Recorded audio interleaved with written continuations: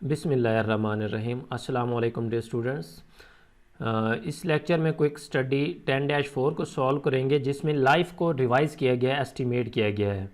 ये जो quick study 10-4 है, डाटा जो इसका इस्तेमाल किया गया है वो 10-3 का इस्तेमाल किया गया है।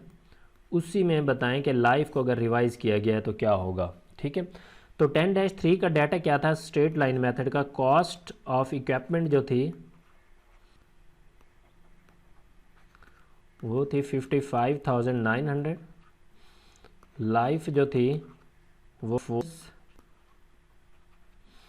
एंड यूजफुल सैलवेज वैल्यू थी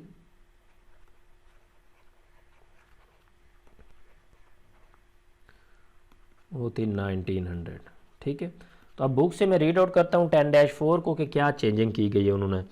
Refer to the fact in quick study 10-3 assume that the crossover band choose straight line method depreciation। ठीक है, जस्ट उन्होंने क्या पूछा है कि स्ट्रेट लाइन के हिसाब से बताएं कि वो चूज किया है।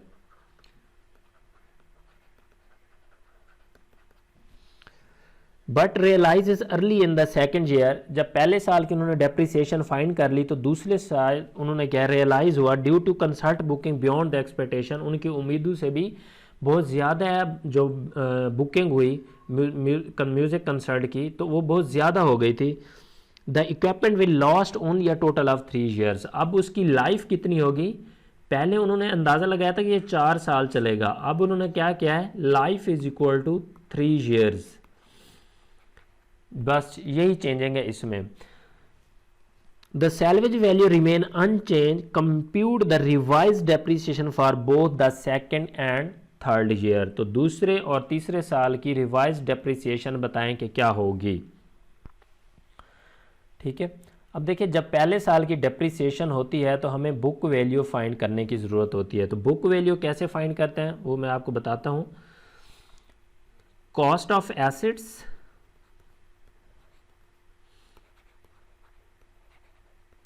वो थी 55,900। इसमें से डेप्रिसिएशन ऑफ फर्स्ट ईयर जो डेप्रिसिएशन हो चुकी है उसको क्या करेंगे, माइनस करेंगे। तो वो डेप्रिसिएशन हुई थी 13,500 जो क्वेश्चन क्विक स्टडी 10-3 में किया था स्ट्रेट लाइन से। तो बाकी ये जो वैल्यू बची है इसको कहते हैं बुक वैल्यू आफ्टर 1 ईयर। तो ये वैल्यू होगी 42,400।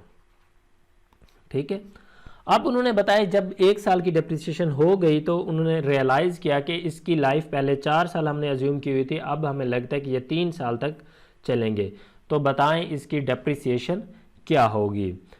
तो रेजिडुअल लाइफ क्या है, अनचेंज्ड है। तो इसी डाटे के ऊपर डेप्रिसिएशन फाइंड करेंगे। तो डेप्रिसिएशन पहले 2005 था तो ये दूसरे साल की डेप्रिसिएशन होगी फॉर सेकेंड ईयर 2000 जो 6 होगा। तो फार्मूला वही लगेगा, कॉस्ट मीन के रिमेनिंग वैल्यू जो बुक वैल्यू होगी पहले साल की, book value minus salvage value,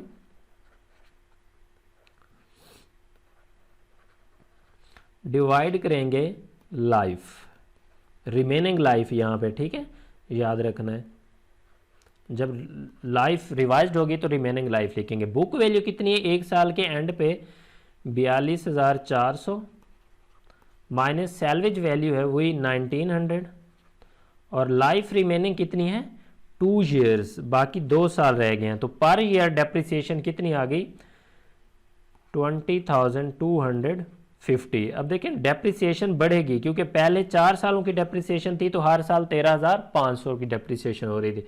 अब 4 साल के लिए 3 साल के लिए कर दिए तो रिमेनिंग जो 2 साल होंगे उनके डेप्रिसिएशन क्या होगी, ज़्यादा होगी।